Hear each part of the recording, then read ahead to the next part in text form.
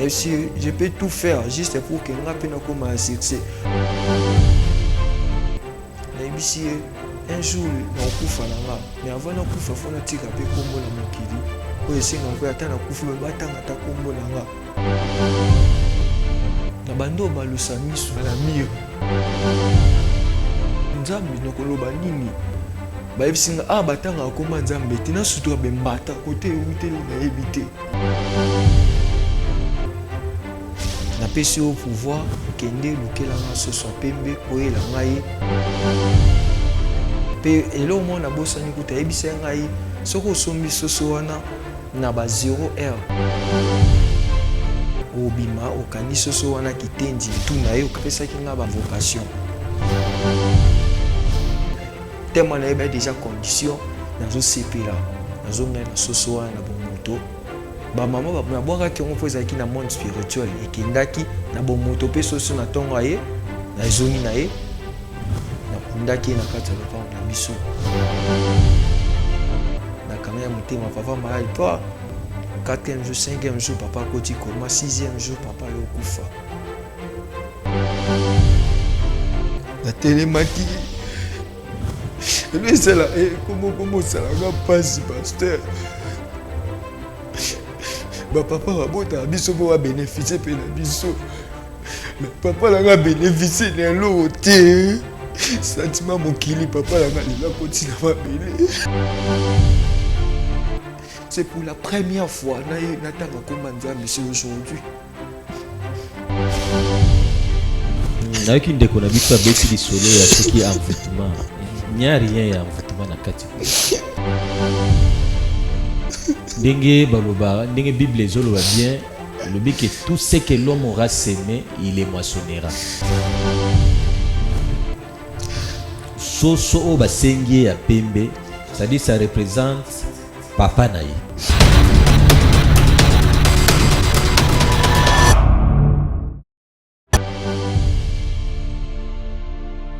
Mbote bana nzambe nyonso eza ngai babino mama Ledi Mukadi na ye kobeta porte ya mwana nzambe nyonso kolesa l'orphelin kolatisa l'orphelin ozodefisa nzambe ntango ekokomela ona moma moko ya pasi okoyebisa nzambe kaniselanga lokola eza parmi bapromese na ye asalaki akozanga te kofongolela yo manimisa ya lola akozanga te kokitisa lobiko na ndako na yo na misala na yo akozanga te kofungolela ba porte akozanga te kobukela yo ba hotel oyo etongama depuis bomwana kilo na tango oyo komi na yango molimo mosantu accompagner et toucher mwana Nzambe moko mpona kopenser na orphelinat. Bravo Jésus.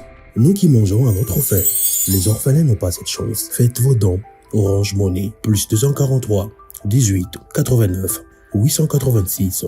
M-Pesa, plus 243 82 01 22 226. Airtel Money, plus 243 97 666 66 04. Le nom Mike Mukadi. Orphelinat Bravo Jésus, chaque enfant a droit de briller.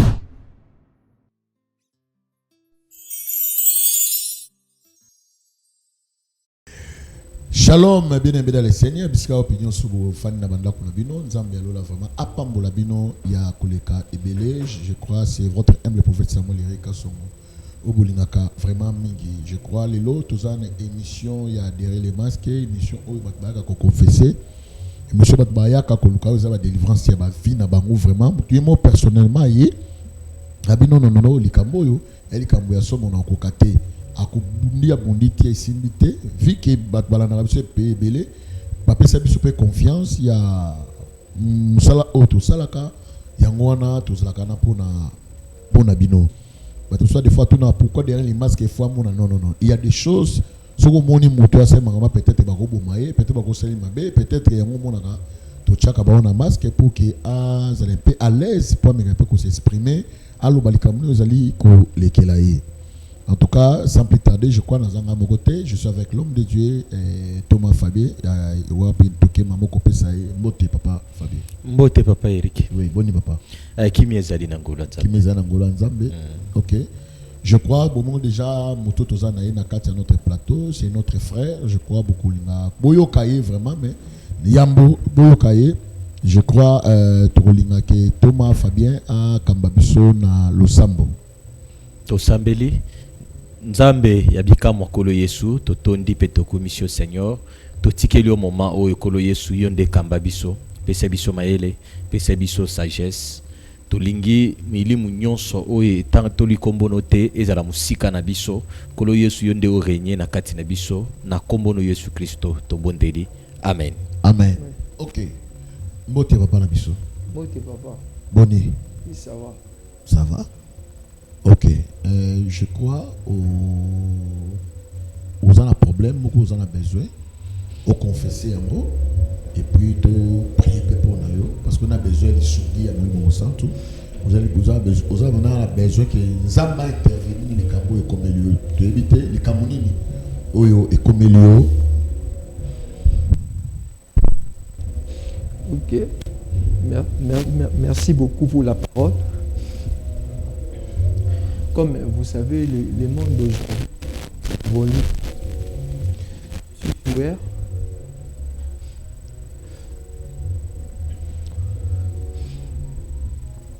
Au moment que nous faisons les entraînements avec les amis, et au moment de l'entraînement, il y a des gens qui m'apprécient. Ah, tu fais bien l'entraînement. Mais si il arrive des fois les jours J où nous avons match, il y a toujours mes amis,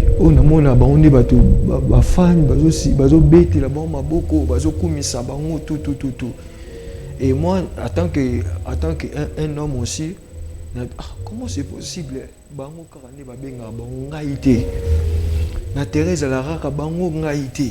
Il arrive des fois comme dans un match, il y a un entraînement bien, il y a un kuzu. So, tu bien ça qui tu connaissance, tout, qui va monter, qui quitter, il faut rebêter, aussi tu vas bien faire les kuzu. Il faut bien nous et comme d'habitude, par curiosité, j'ai trouvé un ami, qui en a dit, comment toi tu as fait pour que yo va bien yo zana succès, ma musu si omona yo mono kara succès, mais so na betelio on dit maté. Je peux tout faire juste pour que nga pena comme un succès parce que nga na ya entraînement na kitaranda qu'on a 6 heures toqué entraînement. Na tika la famille bon pe ba pour ça pe ba mona pe que nga pe un jour pe combo na pe tanga maloko ba grand jour toujours mona lelo. Pourquoi pas nga ikarabino. Et puis mon frère son na kene sika roloba oyebisa mututo rozolini faut amuter ma casse je suis prêt à tout faire. Tout. Quand je dis tout. Il m'a dit, est-ce que ce que tu oui. Il s'agit de faire tout. On dit, pour des fois, je suis tous les famille,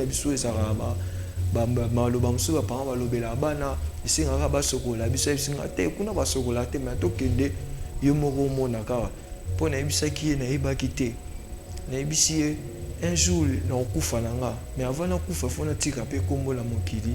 O esenga fe ata na kufi ba tanga ta kombo nanga. Donc on ebi ki la mort existe. Tika na kende na zo ka chance wana pe nga pe na isa la kombo avant na kufa. Ninga singa d'accord, pas de problème to kende. Les matins 6h peut te entraîner singa te lelo to sa entraînement to kende sira na yusekyo.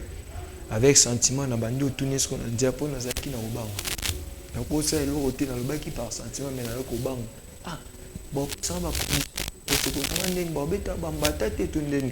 Et puis, non, il y a un seul banoka, ndima, c'est nandima, c'est d'accord.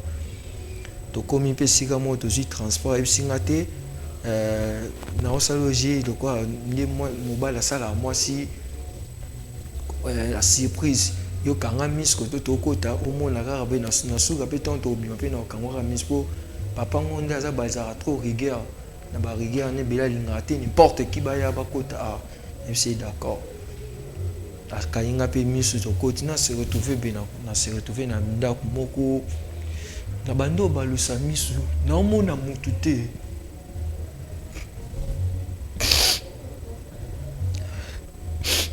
naomona mutu te naokaka bason ezobima na mire ezobengaka na kombo nanga so na bandi obaluka nazomona na mutu toyaki na ye mpe namoni ye lisusu te natikali nga moko oye kosala nini oyo nazotala kaka nazo nzambe nakoloba nini bayebisi nga batanga akoma nzambe te nasutuka bembata kote ewuteli nayebi te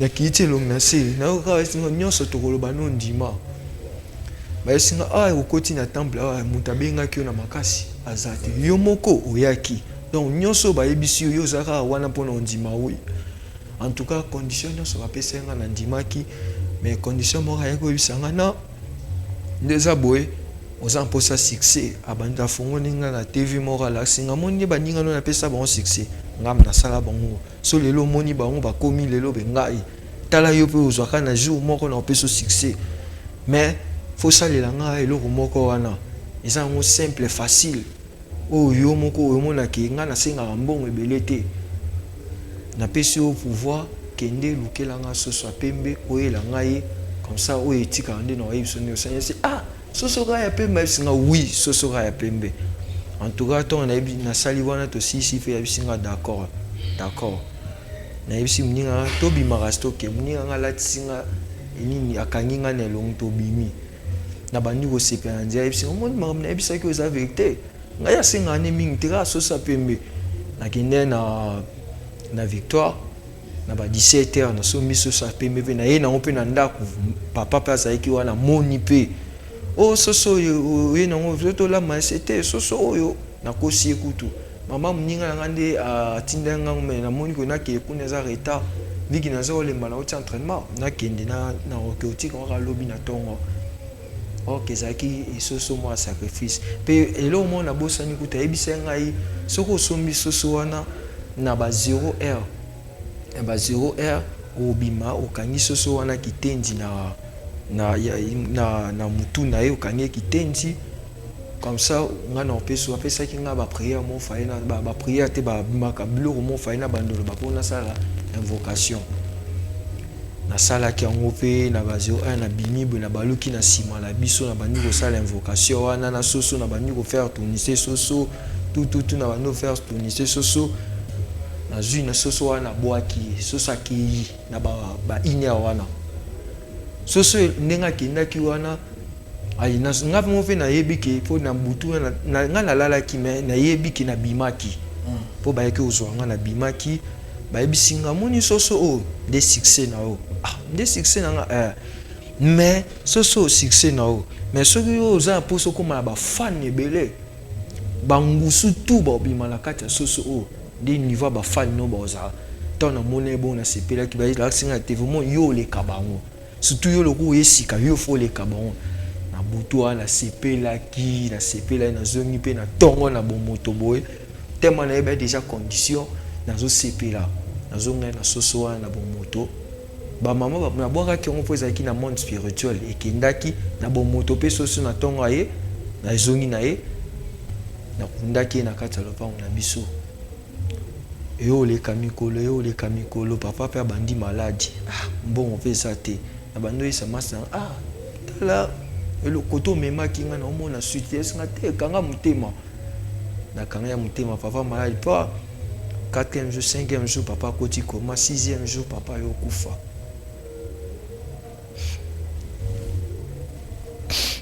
donc papa yo kufa tina bamatanga mato nazolela mpe papa osali boye po anini oboyi komona bomengo na ngai fale omona bomengo na ngai papa star osali nga boye po anini tout le monde la famille ando esanga baesi bakokonsole nga kanga motema tutututu eyo oleka jour mosusu na bando omifa na bi mais succès ngo bayebisi nga na kozwa succès naokende mpe mpo napemaki na bato bakufaki napemaki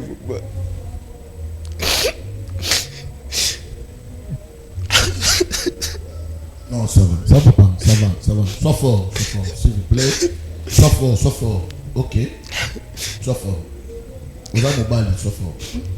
napemaki mpo na baentraînement bayaki mpe bapesinga bacotisation tout baprésident mpe bayaki bayesinga te fo telema oza mwa mbali fo ozala makasi natelemaki elo ezala komo osalanga mpasi paster bapapa babotaka biso mpo babénéficie mpe na biso mais papa nanga bénéficie na eloko te sentiment mokili papa nanga lelo akoti na mabele eloko na bandaki koluka fale nazwa yango nazwi mpe te paster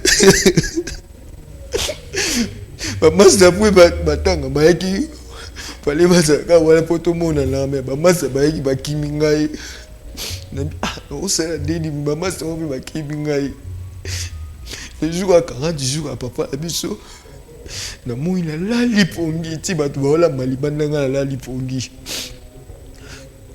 tokomi bato mpe bayeba lieba me tokomi sur air nabi te nakokolala te nakokolala likolo te nase te namata likolo biki ndako na biso eza en étage namati likolo nangi na bandolalaka boye lokola ndoto mais en réalité naomona papa alati njambala pembe abimi papa oyebisaka eloko oyo olukaki yango non papa nalukaki nini ayebisi ngai kobanda lelo moni nde 40 jours na ngai bandi lelo ti mokolo oyo okufa nde mokolo oyo olala na vie na butu c'est que ça le jour oyo okufa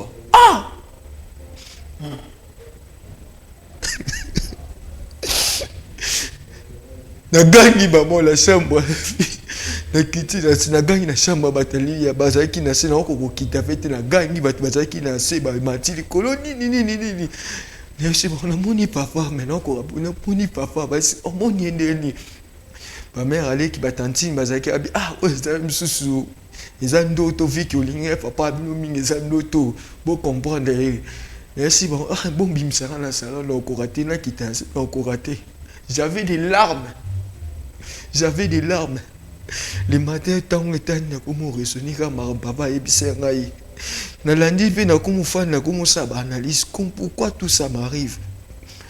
Quand j'étais allé voir les féticheurs m'avaient dit que condition exacte tout mais nakomi remarqué mystique comme okota pongi na moi nazolala bien na butu pongi ezoya te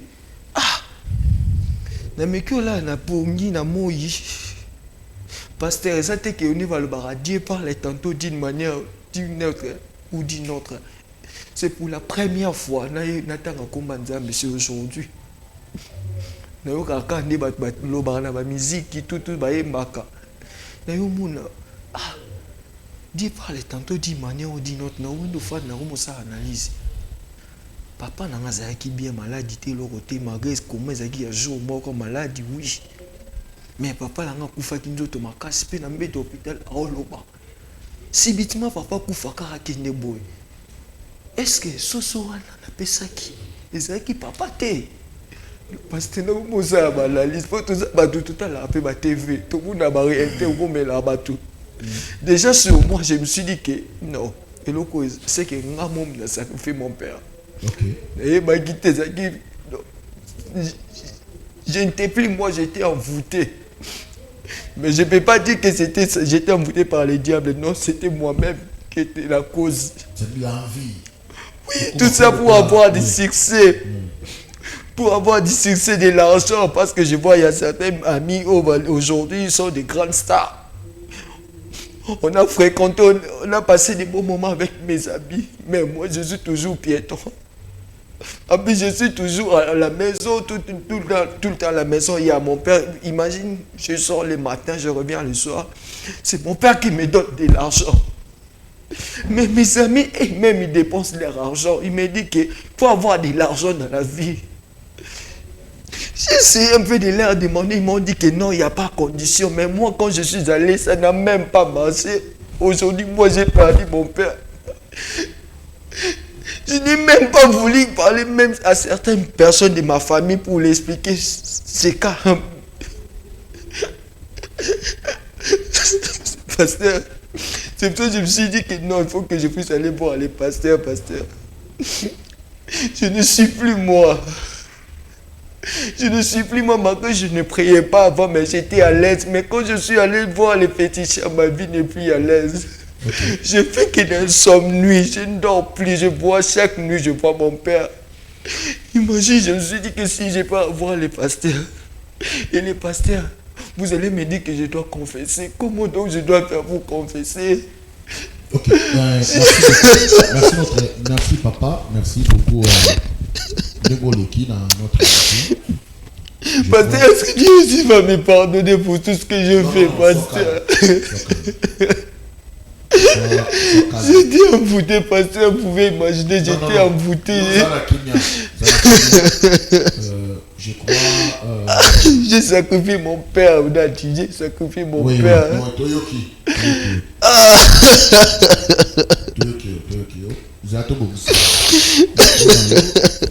Parce qu'il faut comprendre, j'avais un peu émotionnel par rapport à ma famille. J'ai perdu mon père tout à cause de rien, pasteur. Vous pouvez imaginer. J'aimais bien mon père.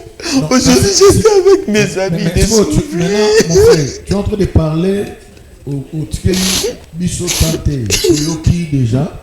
Et il t'a mouillé en tout cas, Toyoki Amo. N'invitez toute ma famille par rapport à ce que notre frère a dit Bisso.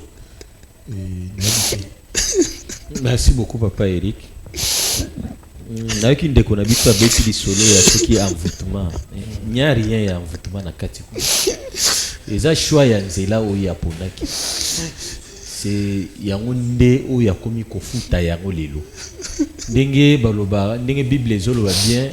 Le but que tout ce que l'homme aura semé, il les moissonnera.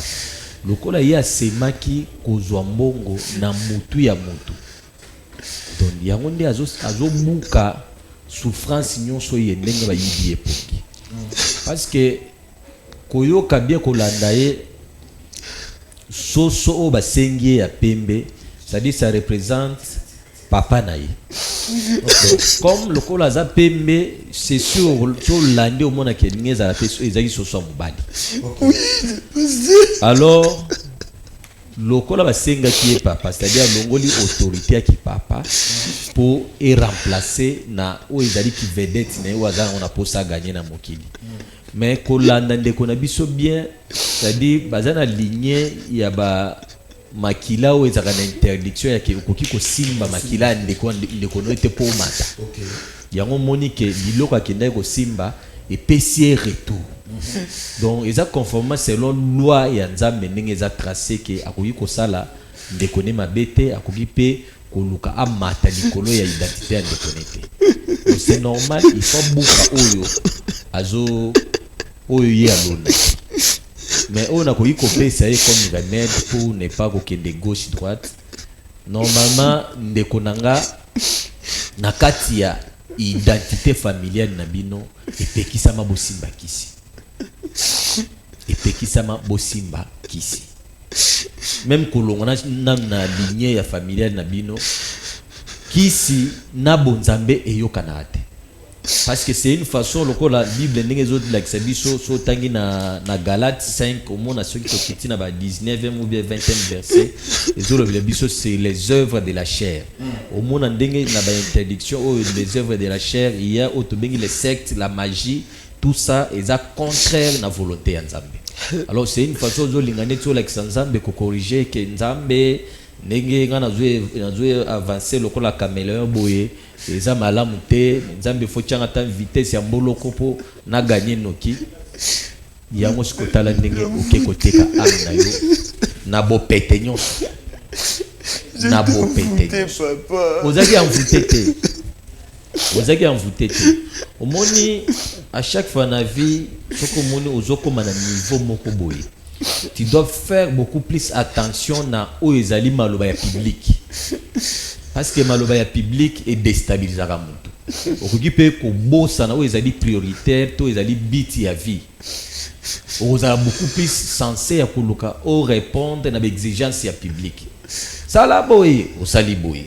Tokende boy osali boy. Mais nzoka mutu na mutu nyonso ndenge aza créer na image ya nzambe boye mutu na mutu azana ba principe au vie et tracé là na kati ba principe ezana ba tebele azana ba interdiction de la même manière ndenge famille na bino interdiction ezali ke bokoki kokota ndaku ya mulili te ndi ya munisiko Jean 10:10 aye ko frapper yo muyibi aye ko yiba yo do moni ko kufa ekoti mais na sepelaka so poussa ni sumuke okiti na se oyoka Yesu ye moka zorobabi moi je suis le bon berger.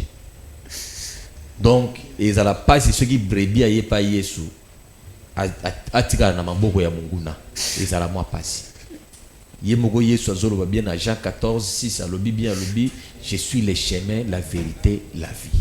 Lokolo ye koyaka pona kolela te mais toko senga na yo o se répartir oti kanzela wana parce que ndego kei et foutu et foutu et le côté la meilleure des façons ezali d'abandonner ces chemins là aux chemins où ezali ya solo ya Jésus Christo. C'est par là tu dois passer par la délivrance to katio connexion avec le monde où on est connecté parce que jusqu'à là ndingo zaboué tu es encore connecté kuna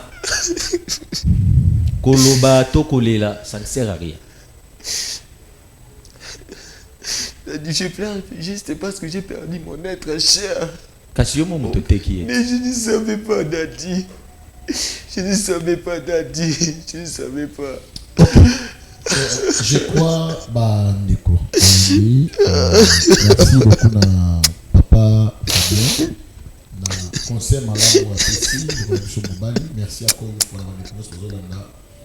Conseil à tirer pour la réponse. Holanda, vie appréciée. Vie appréciée, la vie moko ya mabe makasi oyo ko aider ne leur moté. Na banga verser moko lobi moto ali mokimi ya koma ganimi ya Nzambe. Na banga version na makasi ti lelo. So na tanyango donc na ko comprendre que so na lingi mingi trop mokimi na koma ennemi ya Nzambe. Conséquence ya mo. Mon exemple. Voilà. On a go bala ba nyonso. Et nous sommes derrière les masques, sont des choses vraies.